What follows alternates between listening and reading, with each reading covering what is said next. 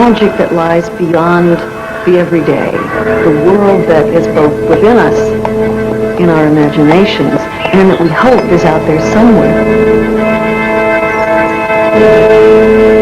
Tolkien created a mythology which enriches the cultural wasteland in which most of us now live.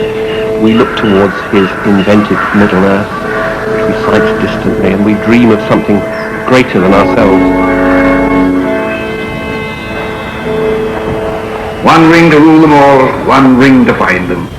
One ring to bring them all, and in the darkness bind them in the land of Mordor where the shadows lie. J.R.R. Tolkien was the creator of Middle-earth, an imaginary land inhabited by hobbits, elves, goblins, dwarves, and humans. He set out to provide on a grand scale a mythology for England, but his books have earned him an enormous worldwide following. Last year, enthusiastic readers in 3 separate polls voted his novel The Lord of the Rings the best book of the 20th century. His storytelling is, I think, unparalleled in this century. It is that brings in the non-literary establishment. The literary establishment has never really been at all at ease with Tolkien, and still isn't. It only just goes to show the literary establishment is one thing, and people who read books are another. One of the most extraordinary stories in modern publishing began in a suburban house in Oxford in 1930. The actual beginning, though it's not really the beginning, but the actual flash point was, I remember very clearly, I can still see the corner in my house in 20 Northmore Road where it happened. I got an enormous pile of exam papers there, and I remember picking up a paper and actually I nearly gave an extra mark for it, extra 5 marks actually. There was one page on this particular paper was left blank, glorious, nothing to read, so I scribbled on it, I can't think why. In a hole in the ground lived a hobbit. Not a nasty, dirty, wet hole, filled with the ends of worms and an oozy smell, no yet a dry, bare, sandy hole, with nothing in it to sit down on. It was a hobbit hole, and that means comfort.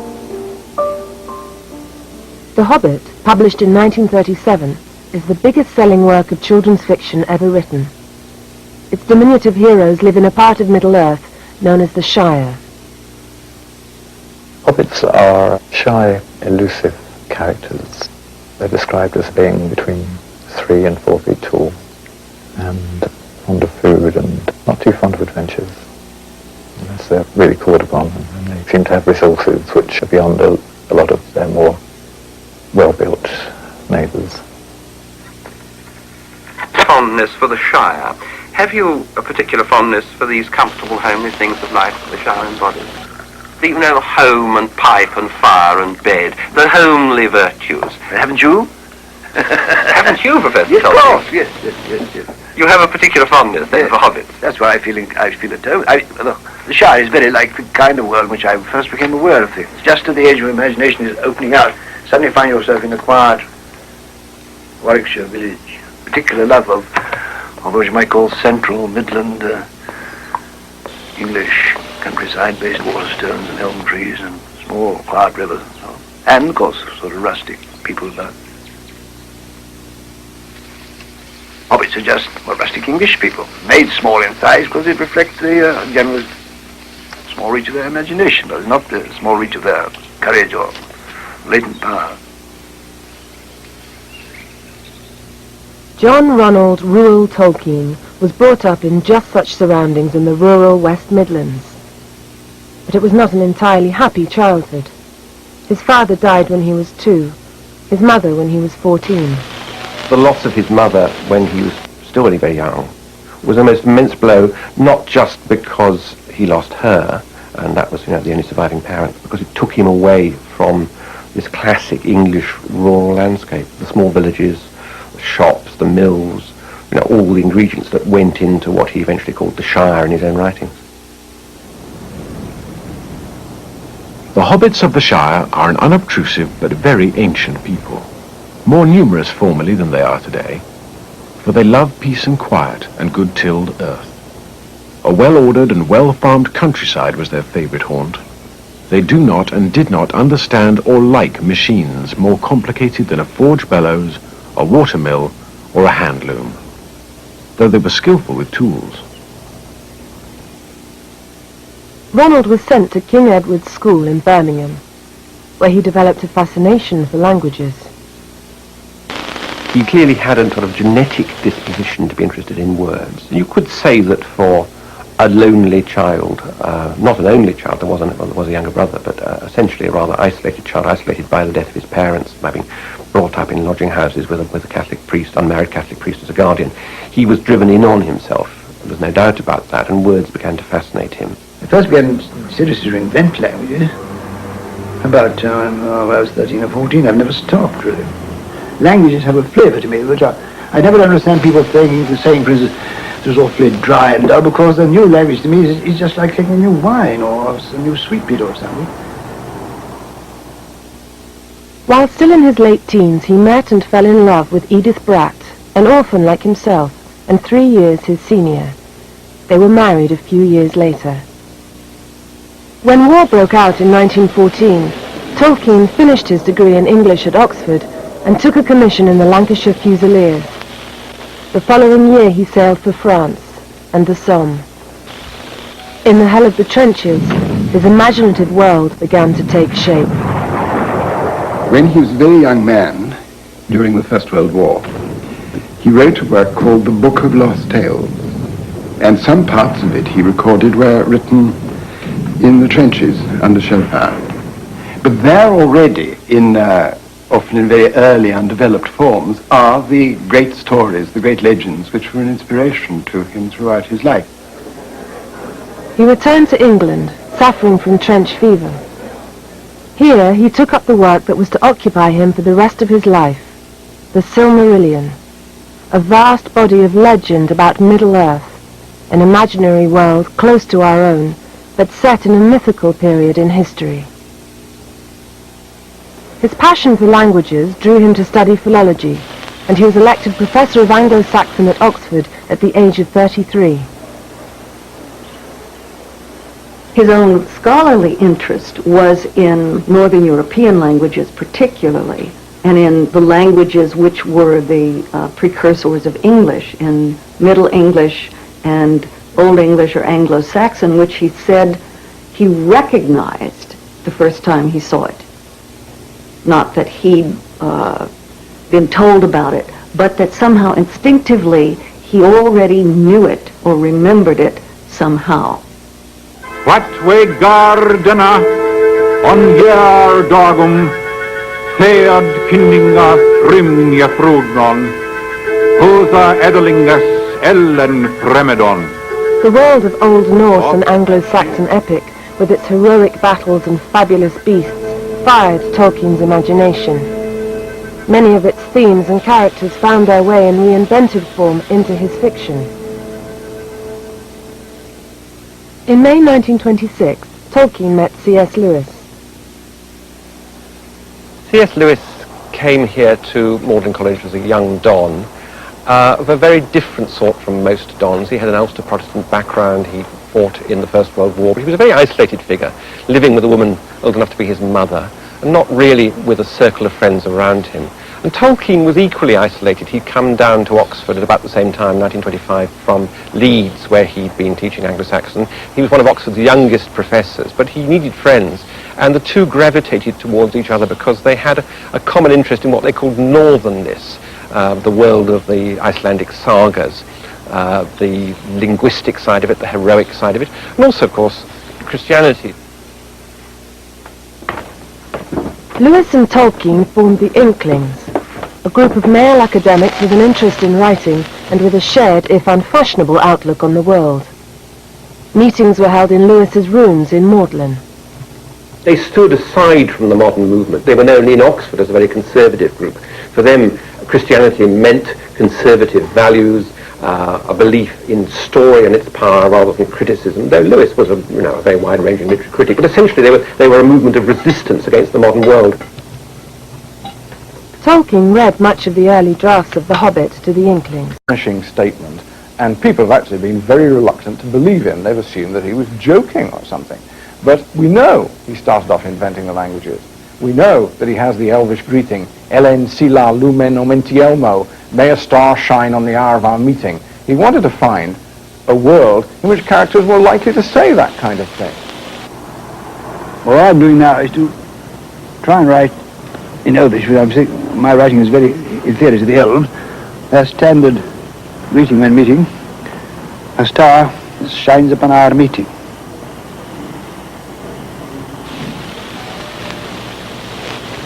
Oh, Lord. I've made a mistake, never mind.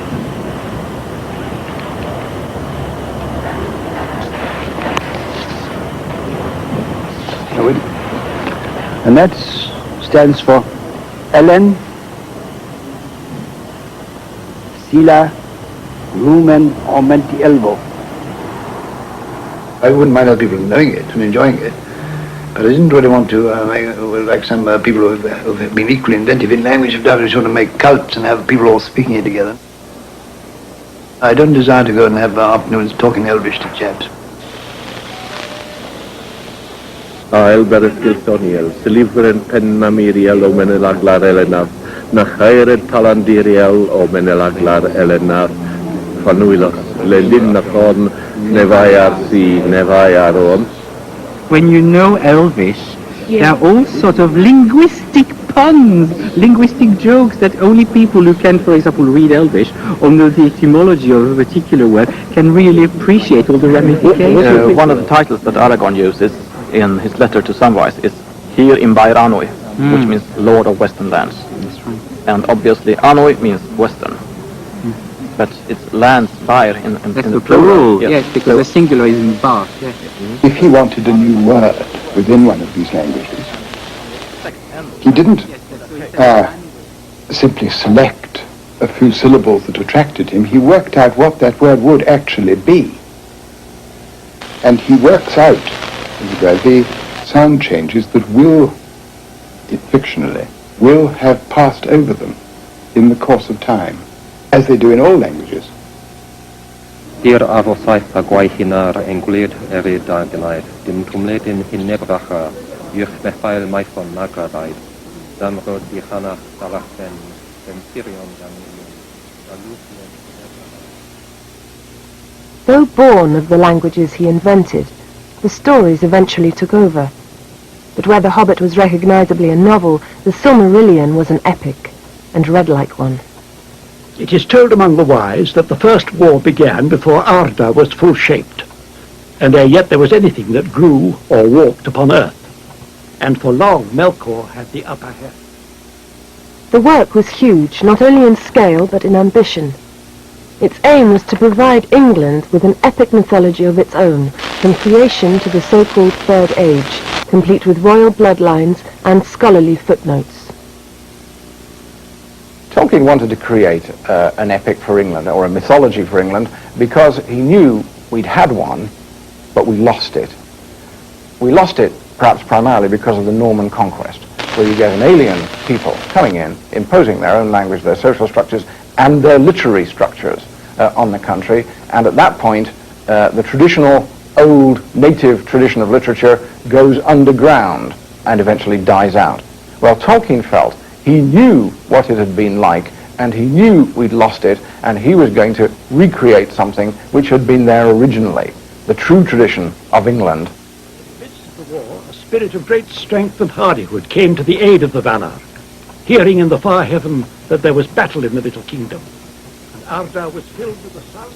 The Silmarillion is a kind of Old Testament, if you like. It begins with creation, and it includes all kinds of stories about, supernatural, magical, and heroic goings on.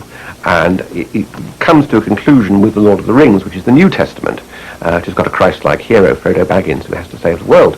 And like the Old Testament, the Silmarillion could have gone on forever, and most of the stories in it, there are different versions written at different times, just as in the Bible. We've got different texts describing the same sort of events. It was a self-perpetuating process.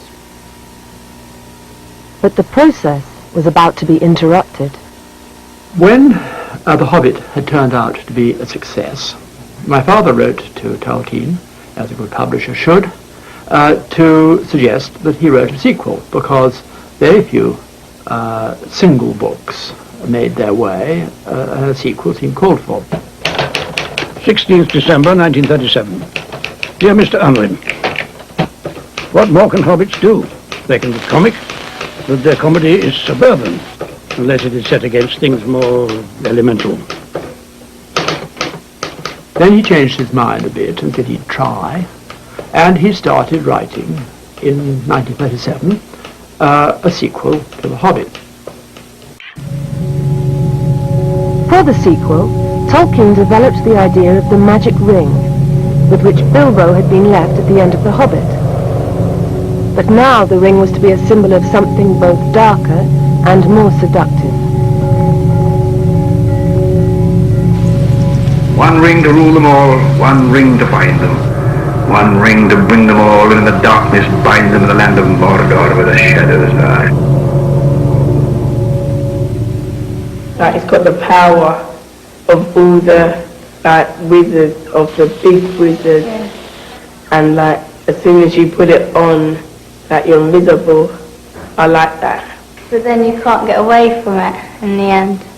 So once you've got the ring, you fall in love with it, and it's just attached to you, and you're desperate to get away from it, but desperate to not lose it as well. Where The Hobbit had been a hunt for treasure, its sequel was to be a quest for something far nobler and more dangerous, a quest to destroy the ring.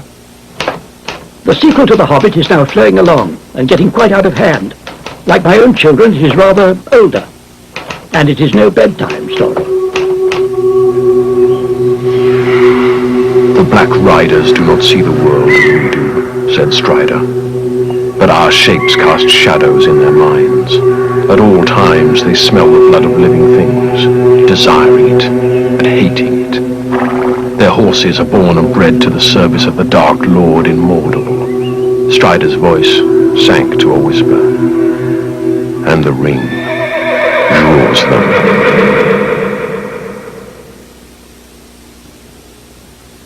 The Lord of the Rings tells the story of an epic struggle between the forces of good, who wish to destroy the dangerous power of the ring, and the forces of evil, who wish to use it to subjugate Middle-earth. Led by the Dark Lord, a grotesque collection of mythical creatures try to capture it. From the Black Riders to the Orcs, the verminous infantry of the Dark Power, to the Balrog, who drags the saintly wizard Gandalf into the abyss.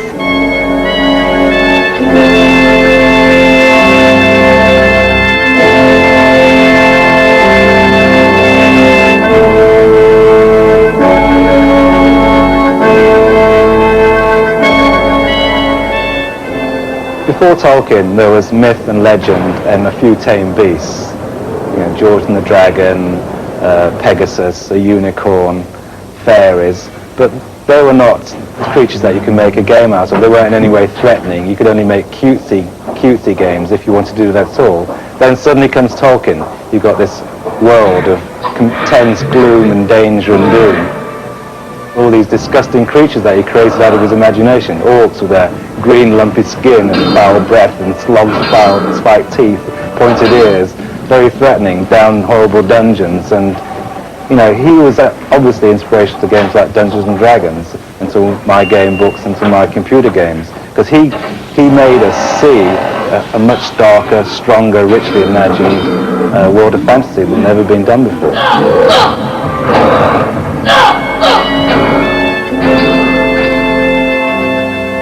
Pitted against Tolkien's fearsome creations in The Lord of the Rings is a band of hobbits led by Bilbo's nephew Frodo. Their mission, to travel to Mordor to destroy the ring by throwing it in the volcano. The closer they get to Mordor, to the realm of Sauron. It's to help him, so it's not really just him, but he's just got he's got a strong will. He knows what he wants. But Tolkien's story kept on growing and would seemingly never be finished, with the next 2 in the course of the following year. Reviews were mixed. While W.H. Auden was enchanted, fellow poet Edwin Muir was unimpressed. Though the story was originally intended for the amusement of his children, elements from the mythology of Middle-earth began to creep in. The Hobbit relates the adventures of Bilbo Baggins, lured by the wizard Gandalf into helping a band of dwarves recover their lost treasure. Tolkien drew on the northern literature he loved for the novel's gallery of rascally trolls, wise elves, and vicious goblins. The typescript came to the attention of publishers Allen and Unwin. I was 10 years old at the time, and my father gave me this single-spaced manuscript, typescript to read, which was not uncommon, though this was a rather long one. I read quite a lot of books from my father. It was quite a cheap way for him to get an opinion. What I wrote about The Hobbit was this. Bilbo Baggins was a hobbit who lived in his hobbit hole and never went for adventures. At last Gandalf the wizard and his dwarves persuaded him to go. He had a very exciting time fighting goblins and wargs. At last they got to the Lonely Mountain. Smaug the dragon, who guards it, is killed, and after a terrific battle with the goblins, he returned home rich.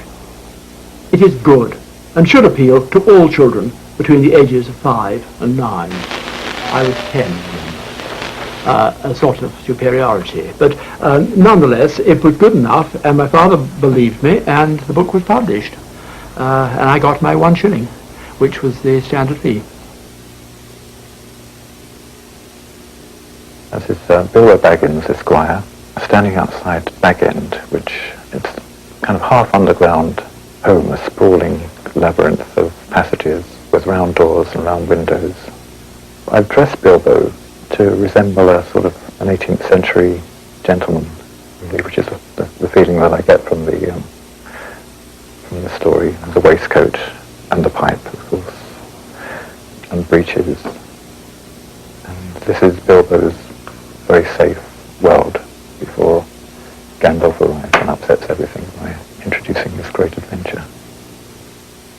We Bagginses were always thought to be very respectable hobbits. We never said or done anything unexpected until I, Bilbo Baggins, had something of an adventure. One morning I was standing at the front door after breakfast when along came an old man with a staff. He had a tall pointed hat, a long red cloak, a silver scarf over which his long white beard hung down below his waist, and immense black boots. "Good morning," I said. "I'm looking for someone to share in an adventure that I'm arranging. Amusing for me, and profitable for you, very likely, if you ever get over it." Bilbo starts off in the beginning of The Hobbit as a very quiet, respectable hobbit, and by the end he's a weathered adventurer. Most people would have been content with writing about the first 2 chapters. There are so many ideas in it. I mean, we go from the coziness of the dwarves turning up at the tea party and Gandalf the wizard, and it's all kind of Johnny Children's tea party stuff. In next to no time, we're in the company of Icelandic trolls in a wood, and everybody's under sentence of death.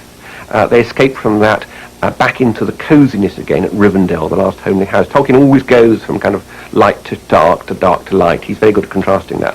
And then they're crossing the misty mountains and snatched by goblins and drawn down into the depths of the mountains. So it's all classic imaginative stuff. And then this masterstroke is Gollum, a strange, slimy, sibilant creature who lives at the roots of the mountains and who is blind and feels his way around everybody as well as everything. Very sexual stuff. And Bilbo is holed up in a dark corner with this. "Bless us and splashes, my precious. I guess it's a choice feast. At least a tasty morsel it'll make us, Gollum. What is he?" "I'm Mr. Bilbo Baggins, and I lost the wizard, and I lost the dwarves, and I've lost the way, and I don't care, as long as I can get out somehow." "It likes riddles, perhaps it does it? Yes, it must have a competition with this precious. If it asks and we doesn't answer, we does what it wants. We shows it the way out, yes? Yes. And if we asks and it doesn't answer, we eats it. From Gollum, Bilbo steals a magic ring which makes the wearer invisible. With the aid of the ring and his own native cunning, Bilbo outwits the dragon guarding the hoard and helps the dwarves steal the treasure. The Hobbit was warmly, though not ecstatically, reviewed on publication. It has since sold over 36 million copies all over the world. The Hobbit is the classic children's book, but it was written much later than kind of true Golden Age books. 1937, with one war gone and another one looming. And there's something quite different in it. It's not, in the end, a classic Jack the Giant Killer story, because what happens to Bilbo Baggins, he doesn't kill the dragon. He's actually thumped on the head in the battle, and he blacks out. He's not there when the real crisis happens. Much like Tolkien getting trench fever in World War I and, coming back from the front. And more to the point, when the dwarves have got the dragon out of the way, there's a terrible, greedy scramble for the treasure. This is cynicism, this is the modern world, this is somebody writing who knows perfectly well how fraught humanity is. So in that sense, the book is a bridge between the cosy Edwardian world of the riverbank, where, the worst thing you can have is weasels, stoats and ferrets, pecking at the edges of your property, to a much more cynical, much more worldly wise, modern kind of writing. He's a very visual writer. I find the landscapes he describes very, very rich. There's a wonderful, wonderful variety of elves and dwarves and goblins. It's a very rich field to illustrate in. The landscape of the Shire, I've modelled quite closely on my own locality, near to Dartmoor in Devon.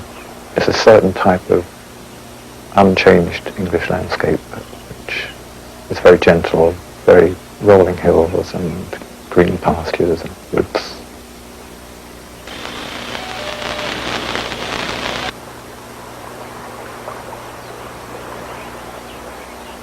While Middle-earth combined the landscape of northern legend with the rural scenes of his youth, where Tolkien chose to make his home could not have been more different. Tolkien lived a suburban life, and many people that must have appeared a very uneventful, dull sort of existence. But in fact, from the point of view of being a spectator at and a party to one of the great events of the 20th century, which was suburbanization, the creeping spread of towns and cities out into the countryside, it was an ideal vantage point. And clearly, for him, it was amazingly influential in determining the shape of his imagination. One of the central experiences of suburbanization is that sense of loss. How do you respond to loss or a yearning for what's gone? You, I think anyway, and I think this is what Tolkien did, you reinvent the world that you've lost, but you invest it with much greater significance. With The Hobbit out of the way, Tolkien returned to inventing the lost world of Middle-earth, the world of the Silmarillion. Yet extraordinarily, the basis for this world was not characters or stories, but the imaginary languages he had been working on since he was a boy. Tolkien said about his own work, the invention of languages is the foundation. The stories were made to provide a world for the languages rather than the reverse. Now this is a really forests and hills having a personality of their own. There stood a single stone, standing tall under the sun above, and at this hour, casting no shadow. It was shapeless and yet significant, like a landmark, or a guarding finger, or more like a warning. They felt as if a trap was closing about them. That sense of the numinous and sense of the awesome in nature is very central to Tolkien, and it explains much of also the 20th century's attitudes to nature, I think. The Lord of the Rings is a sort of epic of the Green Movement.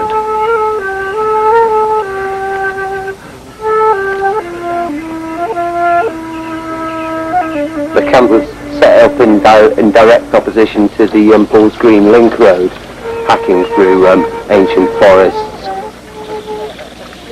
You have your elves and your dwarves here. And you got your dwarves who are into the tunnels. It's pretty dwarvish behaviour, I reckon. You got your elves in the trees, you know. You got your hobbits scurrying around. I'm into the Ents at the moment, because the Ents are like slow awakening beings who've been woken up by the destruction that's happening to them and around them. We are tree herds, we old Ents. Few enough of us are left now. Sheep get like shepherd and shepherds like sheep, it is said. But it's quicker and closer with trees and Ents, and they walk down the ages together. Some of my kin look just like trees now, and they need something great to rouse them, and they speak only in whispers.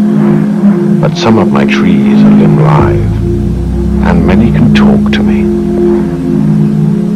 They represent like the slow, natural, deep forces of nature. And they rise up and smash Isengard, which is this, the stone citadel of Saruman.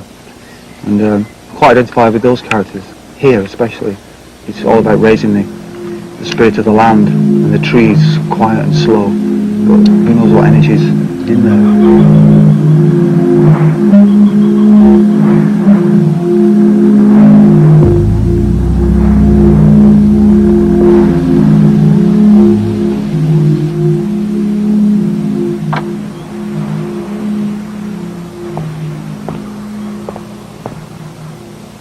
This is the garage of the last house that Tolkien lived in Oxford, and he took this space over as an extra study. I came here in 1967 to meet him, and the place had become a kind of living Middle-earth. He was still writing his books in here.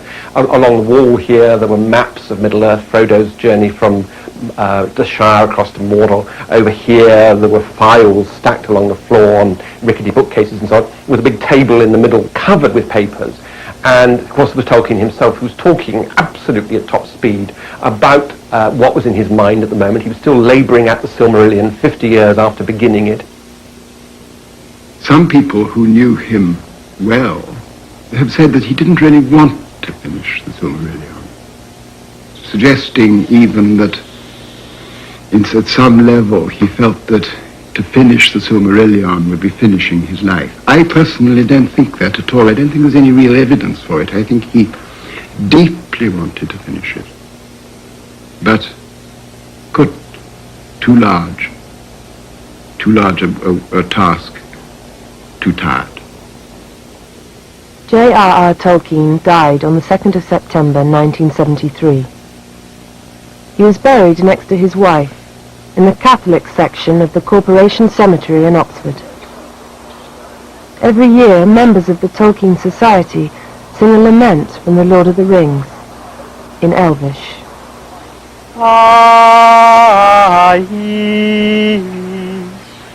Lauriel antar lasis urinen, in javrunot in arvera maral daron, in jarvelin seiul marvanier mi oro mardilisse mi ruvoreva. Andu ne pella vardotellumar, nuluenia sentintilari eleni, o Mario airetari lirinen. Simani Yulanen in quantu va. Beren and Luthien were the hero and heroine of the first story he ever wrote as part of his great Silmarillion, his Middle-earth cycle. It's a love story, and he always identified it with himself and his wife Edith. He saw them as the real Beren and Luthien. So in this suburban setting, them on this ordinary grave, there is nonetheless this just one allusion to the fact that this man under the ground there was the creator of the most imaginative work in modern literature.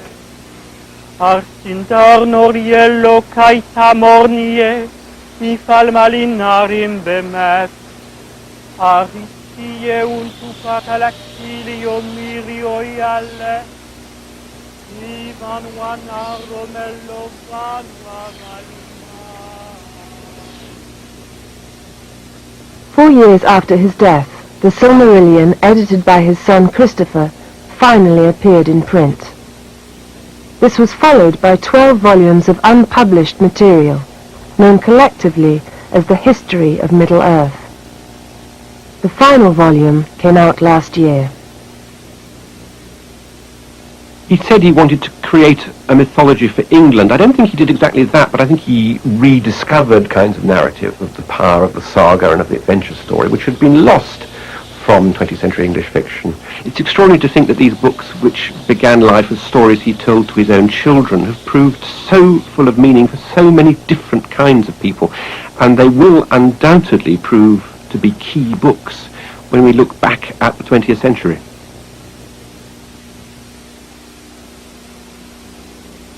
The third age was my age. I was the enemy of Sauron, and my work is finished. The burden must lie now upon you and your kindred, and the power of the 3 rings also is ended. And all the lands that you see, and those that lie round about them, shall be the dwellings of men. What weather they shall have is not ours to rule.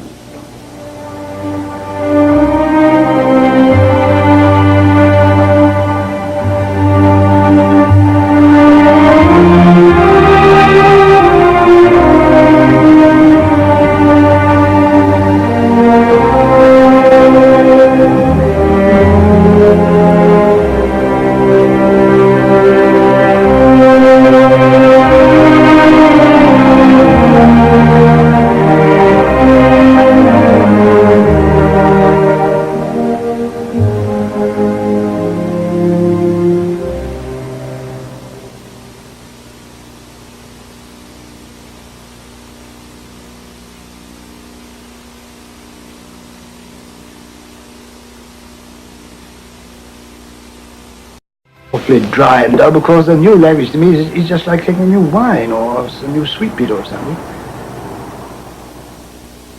While still in his late teens, he met and fell in love with Edith Bratt, an orphan like himself, and 3 years his senior.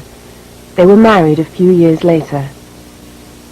When war broke out in 1914, Tolkien finished his degree in English at Oxford and took a commission in the Lancashire Fusiliers. The following year he sailed for France and the Somme. In the hell of the trenches, his imaginative world began to take shape. When he was a very young man, during the First World War, he wrote a work called The Book of Lost Tales, and some parts of it he recorded were written in the trenches under shell fire. But there already, often in very early undeveloped forms, are the great stories, the great legends, which were an inspiration to him throughout his life. He returned to England, suffering from trench fever. Here he took up the work that was to occupy him for the rest of his life, the Silmarillion, a vast body of legend about Middle-earth, an imaginary world close to our own, but set in a mythical period in history. His passion for languages drew him to study philology, and he was elected Professor of Anglo-Saxon at Oxford. As they're really called upon, and they seem to have resources which are beyond a lot of their more well-built neighbours. Fondness for the Shire. Have you a particular fondness for these comfortable, homely things of life that the Shire embodies? You know, home and pipe and fire and bed, the homely virtues. Haven't you? Haven't you, Professor Yes, of Tolkien? course, yes. You have a particular fondness, then, for hobbits. That's why I feel at home.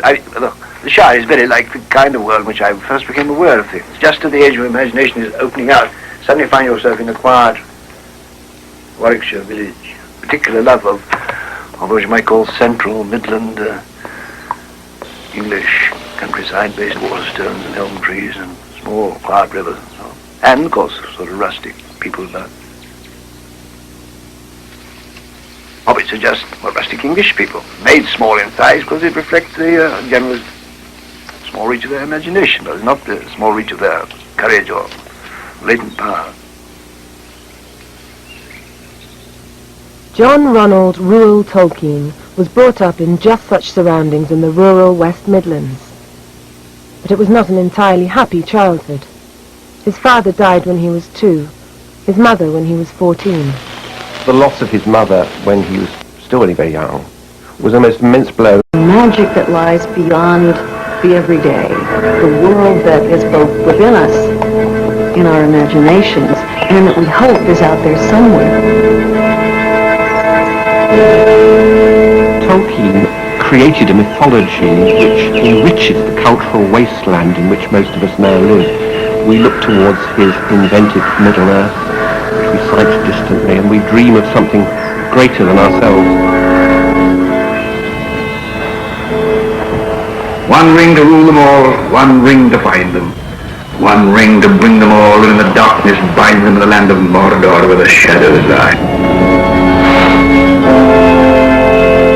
J.R.R. Tolkien was the creator of Middle-earth, an imaginary land inhabited by hobbits, elves, goblins, dwarves, and humans.